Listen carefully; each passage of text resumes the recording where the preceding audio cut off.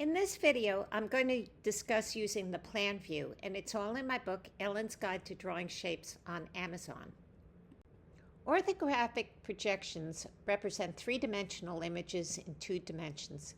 The vertical projections are called elevations, and they are perpendicular to the ground.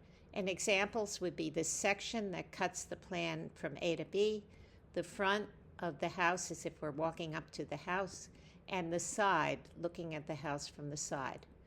The horizontal projections are parallel to the grounds, and the one I show here is the plan of the roof looking down at it and a floor plan. The projections meet at the ground line at what is called traces, which are these black dots. The vertical projections connect to the part of the plan to which they belong, so this connects to AB down here, and the side view connects to the side of the plan.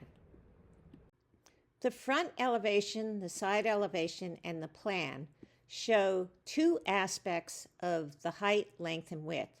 So the front elevation and the side elevation will give you the height. The front elevation and the plan will give you the length, and the side elevation and the plan will give you the width. To transfer this design to the other 2 parts of this cube, you can draw measuring lines here and form a grid, and then find the grid on the other 2 sides as I've discussed in previous videos.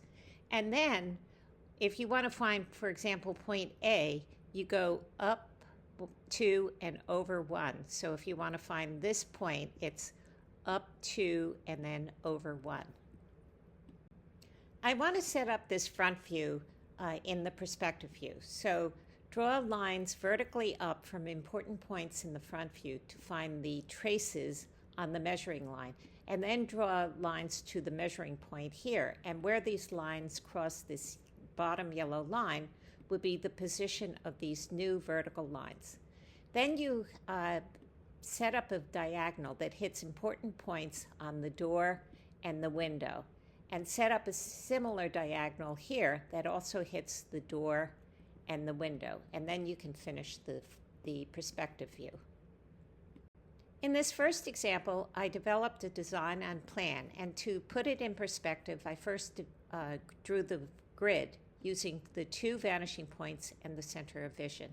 And then I transferred, for example, the information in this block over to this block. For a parabola, set up 2 lines and number them. And then, for example, connect number 3 to number 7 and number 4 to number 6. And you keep on doing that until you get a parabola. And you could do the same thing in perspective.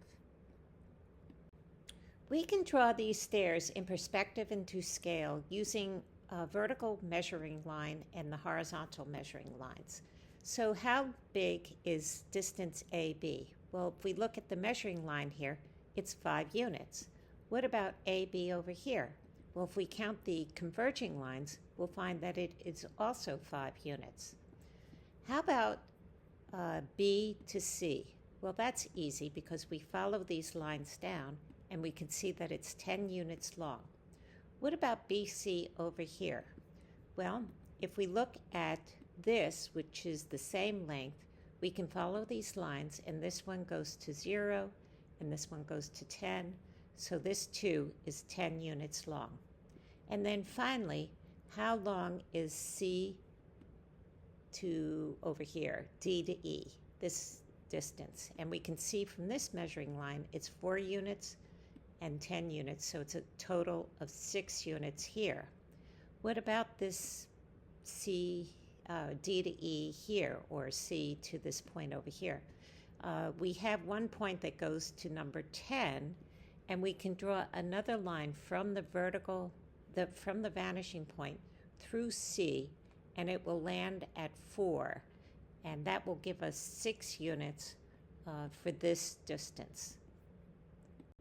We want to put this blue square in the plan view down into the perspective view. So to do that, first set up the trapezoid in the perspective view with 4 converging lines, and this distance equals this distance.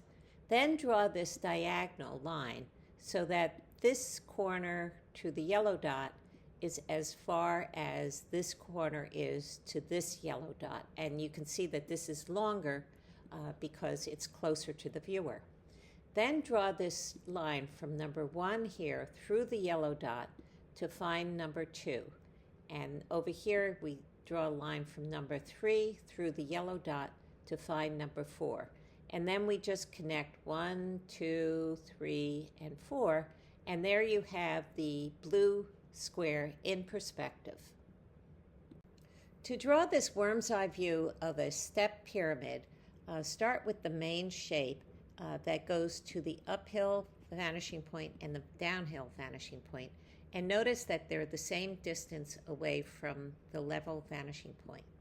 Then draw the stairs that go to this vanishing point or this vanishing point, and then finish up with the vertical lines. For the worm's eye view, we again set up the main structure using the uphill and downhill vanishing points.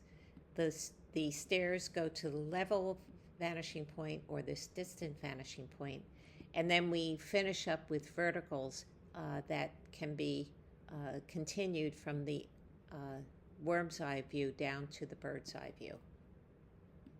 In my next video, I'll discuss foreshortening, and please remember to subscribe.